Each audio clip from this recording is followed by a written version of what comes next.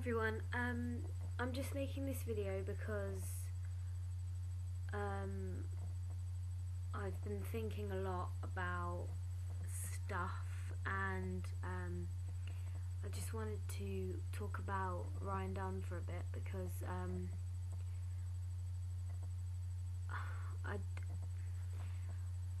when I found out about his accident, I was at home, and my friend Poppy,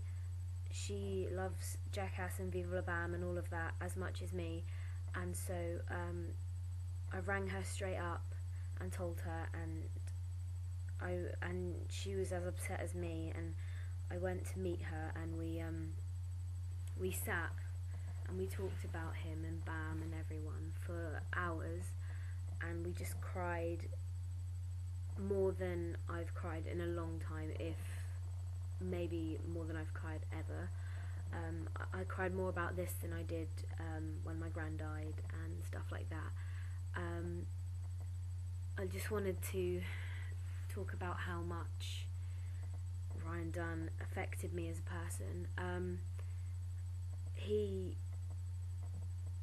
was different, along with all the people in Jackass. Most of them are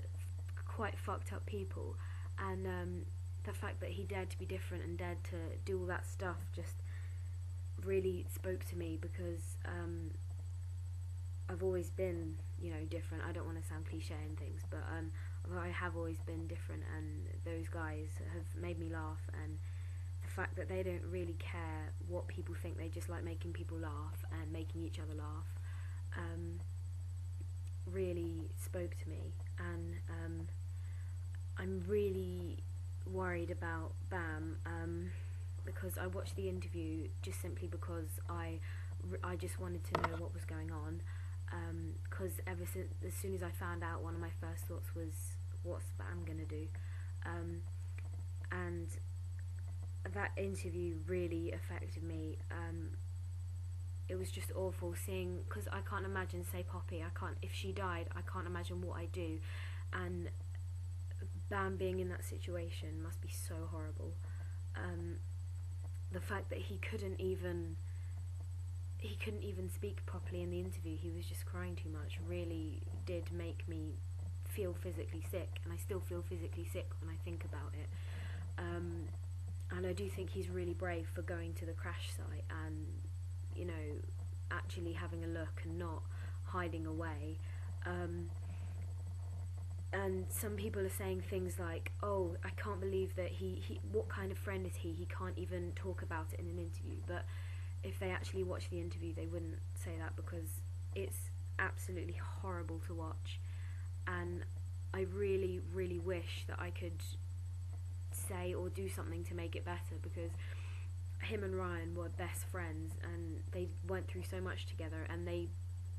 thought of each other as their hero, and I really, really hope that Bam can get through it, and he'll have Phil and Ape and Villa and people like that to comfort him and stuff. Another comment that got me was when Ape said that she feels like she's lost one of her sons, because that was one of my first thoughts, was that he was like a son to Phil and Ape, and it must be so horrible for them as well. And I'm sending all my love to them, and I really, really hope that they can get through it, because I know that Ryan was an amazing person, and although I never got the opportunity to meet him, I feel